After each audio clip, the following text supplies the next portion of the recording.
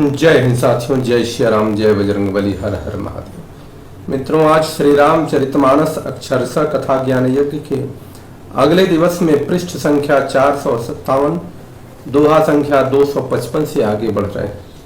पिछले दिवस में हमने देखा कि किस प्रकार से भरत जी और मुनि वशिष्ठ जी का संवाद होता है और संवाद के बाद दोनों लोग इस प्रकार से प्रभु श्री राम जी के स्मरण में भाव विह्वल हो जाते हैं और वशिष्ठ जी ने विभिन्न प्रकार से भरत जी को समझाते हुए आगे देखिए किस प्रकार से कौन सी क्रिया करते हैं। आज श्री रामचरितमानस अक्षरशः कथा ज्ञान यज्ञ यो महीनों से चलने वाला आज का दिवस बहुत पुनीत दिवस है। आज प्रभु हमारे योगेश्वर श्री कृष्ण जी का जन्मोत्सव पर्व भी मनाया जा रहा है, पूरे भारत में, दुनिया में मनाया जा रहा है। सभी लोगों को प्रभु श्री कृष्ण के जन्मोत्सव की बहुत बहुत शुभकामनाएं, बहुत बहुत बधाइयां। आगे देखिए गोस्वामी जी क्या लिखते हैं। तात बात फुरी राम कृपाही, राम विमुख सिद्धि सपने हुनाही। बोलते हैं, हे तात, बात सत्य है, पर हे राम जी की कृपा से ही ये सब संभव है। राम से विमुख होकर तो स्वप्न में भी सिद्धि नहीं मिल सकती। सकुचौ तात कहत एक बाता, अरध तजहि बुध सर्वस जाता। हे तात, मैं एक बात कहने में सकुचाता हूँ। बुद्धिमान लोग सर्वस्व जाता देखकर आधा छोड़ दिया करते हैं। तुम कानन गवनहु दो भाई, फिर यही लखन सिय रघुराई। सुनि सुबचन हर से दो भ्राता, भे प्रमोद परिपूरन गाता। वशिष्ठ जी इस बात को समझाते हुए कहते हैं कि हाँ, श्री राम को अयोध्या लौटाने का एक व्यवस्था हो सकता है। वो कौन सी व्यवस्था है? अगर तुम दोनों लोग वन को चले जाओ तो उसके बदले में प्रभु श्री राम, लक्ष्मण और सीता जी अयोध्या लौट जाएंगे। इतनी बात सुनते ही दोनों भाई इतना प्रसन्न होते हैं, इतना सुख का अनुभव करते हैं। सुनि सुवचन हर्षे दो भ्राता, ऐसा सुंदर वचन सुन करके दोनों भाई हर्षते। क्या समाज में आज अगर इस तरह की व्यवस्था हो जाए, समाज में इस प्रकार का व्यवहार हो जाए, तो सारे विवाद अपने आप ही समाप्त हो जाते हैं। भे प्रमोद परिपूर्ण गाता, और उनके सारे अंग अर्थात भरत जी और शत्रुघ्न जी के सारे अंग एकदम आनंद पूर्वक, आनंद से परिपूर्ण हो गए जब यह बात सुना। मन प्रसन्न तनु तेज विराजा, जनु जिय राहु राम भय राजा। बहुत लाभ लोगन लघुहानी, सम दुख सुख सब रोवहि रानी। उनके मन तो प्रसन्न हो गए और शरीर में तेज सुशोभित हो गया, लेकिन जो रानियां थी, रानियां रोने लगी। कारण कि रानियों को तो कहीं से लाभ नहीं था। एक समय था कि राम और लक्ष्मण सीता जी वन को जा रहे थे। आज वशिष्ठ जी ने जब ये समझाया तो भरत और शत्रुघ्न बन जाएंगे, अर्थात रानियों के लिए तो पुत्र पुत्र होता है। कोई भी बन जाए ये तो उनके लिए उसी तरह से है कि जिस प्रकार से सुंदर फसल को पाला मार जाए, इसी प्रकार से वह चिल्लाने लगी, रोने लगी। कहीं भरत, अब आगे क्या है देखिए। मन प्रसन्न तनु तेजु विराजा, जनु जिय राहु राम भय राजा। बहुत लाभ लोगन लघुहानी, सम दुख सुख सब रोवहि रानी। कहीं भरत मुनि कहा सुखीन्हे, फलु जग जीवन अभिमत दीन्हे। कानन करऊ जन्म भरि बासु, एते अधिकन मोर सुपासु। भरत जी कहने लगे कि मुनि ने जो कहा है वह करने में जगत भर के जीवों को यही इच्छित वस्तु देने वाला फल है। 14 वर्ष कोई अवधि नहीं है।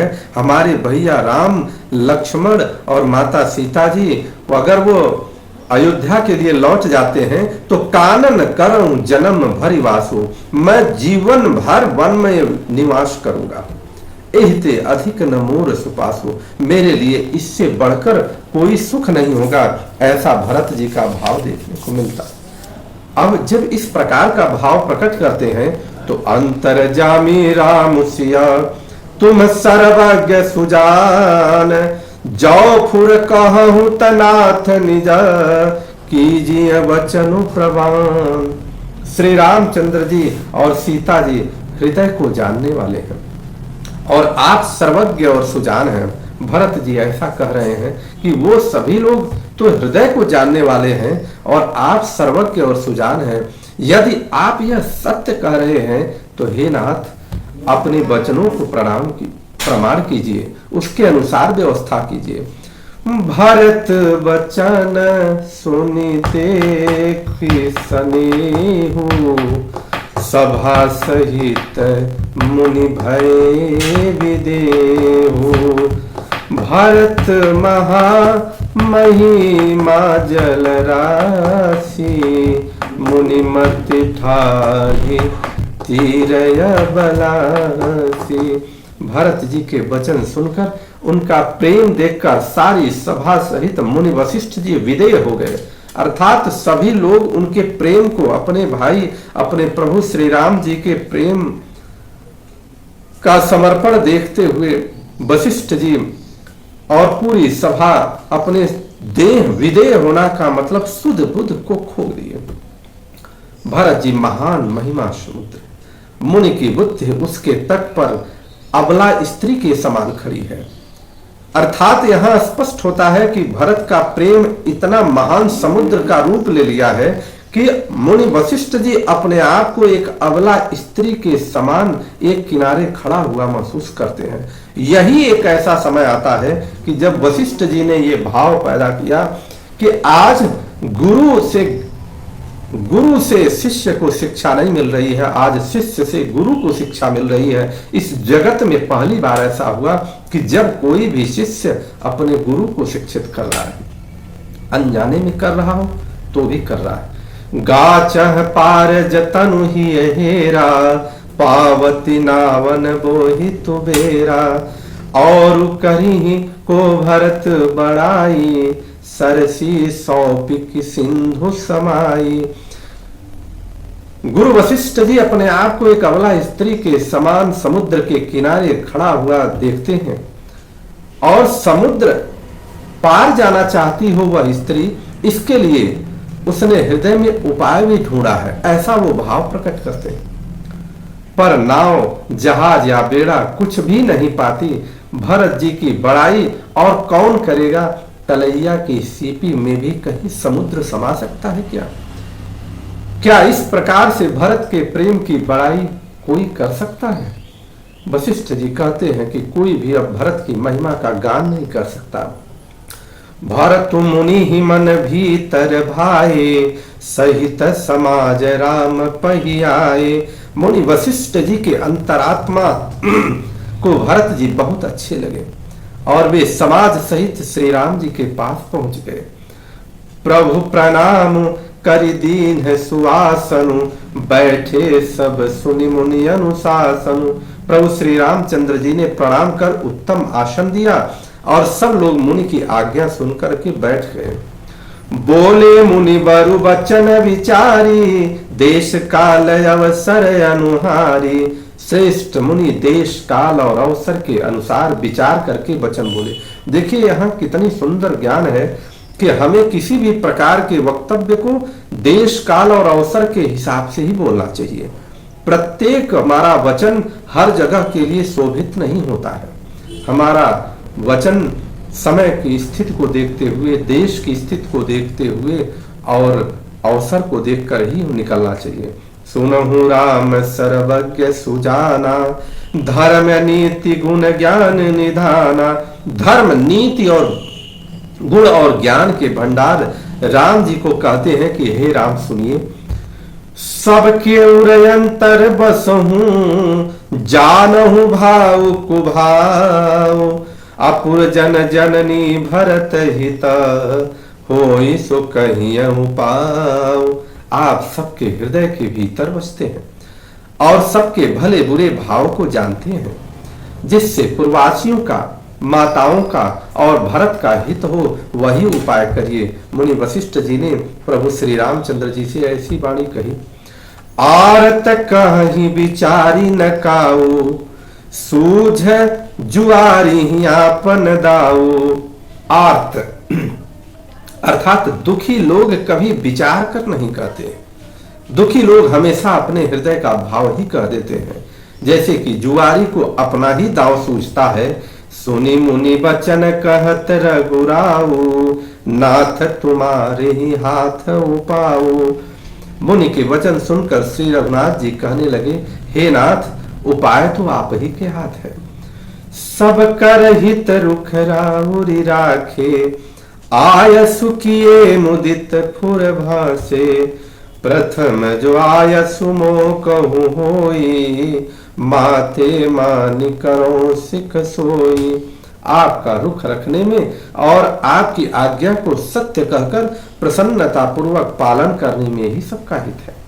पहले तो मुझे जो आज्ञा हो मैं उसी शिक्षा को माथे पर चढ़ा करके कहूं। श्री रामचंद्र जी वशिष्ठ जी से कहते हैं कि अब आप आज्ञा दीजिए कि मुझे क्या करना चाहिए। पुनि जे ही कह जस कहब गोसाई, सो सब भांति घटी सेवकाई। फिर हे गोसाई, आप आज्ञा दीजिए और आप जिसको जैसा कहेंगे वह सब तरह से आपकी सेवा में लग जाएंगे, अर्थात इस प्रकार से आज्ञा पालन करना प्रारंभ कर देंगे। कह मुनि राम सत्य तुम भाषा, भरत स्नेह विचारु न राखा।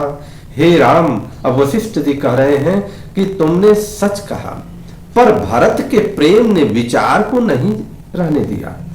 अर्थात भरत के जो प्रेम का समुद्र है, उस समुद्र में सारे विचार बह गए, किसी के पास कोई विचार नहीं रह गया। अब कौन क्या कहे, किसी को कुछ सूझता ही नहीं। ते कहूं बहोरी बहोरी, भरत भगति बस भईमति मोरी। वशिष्ठ जी कह रहे हैं, इसलिए मैं बार बार इस बात को कहता हूं कि मेरी बुद्धि भरत की भक्ति के बस में हो गई है। मोरे जान भरत रुचि राखी, मेरे समझ में तो भरत की रुचि रखकर जो कुछ किया जाएगा, जो कीजिए सो शुभ शिव साखी। जो भी किया जाएगा शिव के साक्षी हैं, वह सब शुभ ही होगा। केवल भरत के रुचि का ध्यान जरूर दिया जाए। ऐसा वशिष्ठ जी प्रभु श्री रामचंद्र जी से कहते हैं। भरत विनय सादर सुनिया, करिय विचारु बहोरी। करब साधु मत लोक मत, नृप नय निगम निजोर। पहले भरत की विनती आदर पूर्वक सुन लीजिए, फिर उस पर विचार कीजिएगा। तब साधु मत, लोक मत, राजनीति और वेदों का निचोड़ निकालकर वैसा ही कीजिएगा। वशिष्ठ जी प्रभु श्री रामचंद्र जी को भरत की सारी व्यथा विभिन्न प्रकार से हृदय के प्रेम को सुनाते हैं। हालांकि प्रभु श्री रामचंद्र जी तो सब कुछ जानते हैं, परंतु ये प्रभु की लीला है। गुरु अनुराग भरत पर देखी, राम हृदय आनंदो विशेषी।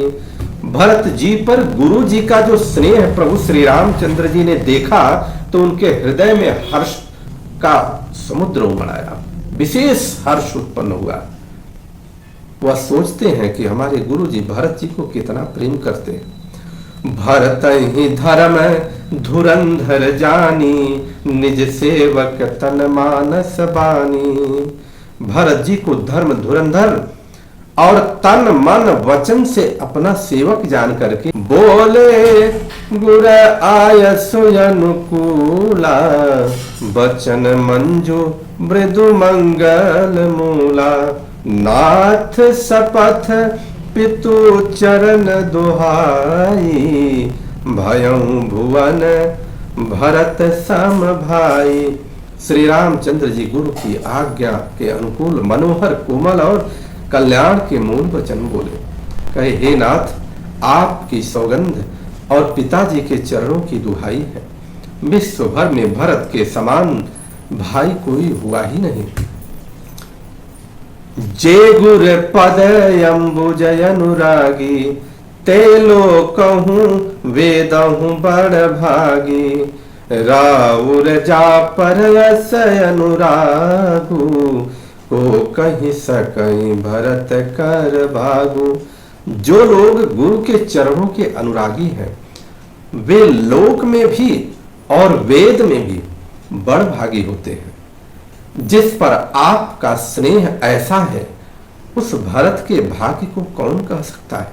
अर्थात जिसके ऊपर गुरु का अपार स्नेह हो, गुरु का स्नेह आ जाए, तो उसके भाग्य को कोई वर्णन कर नहीं सकता, ऐसा प्रभु श्री राम कह रहे हैं।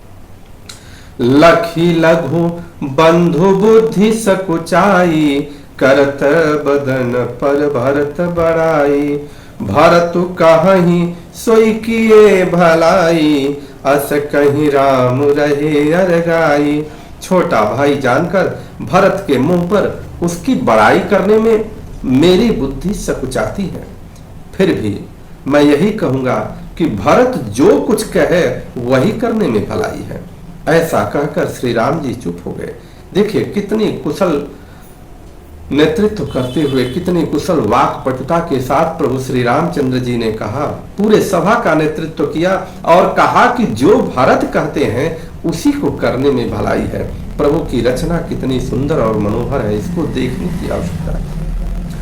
तब मुनि बोले भरत सना, सब संकोच तज आतात।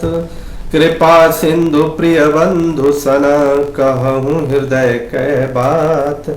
अब मुनि भरत जी से कहते हैं कि हे तात, तुम संकोच को छोड़ करके और अब अपनी बात, अपने हृदय की बात तुम कह दो।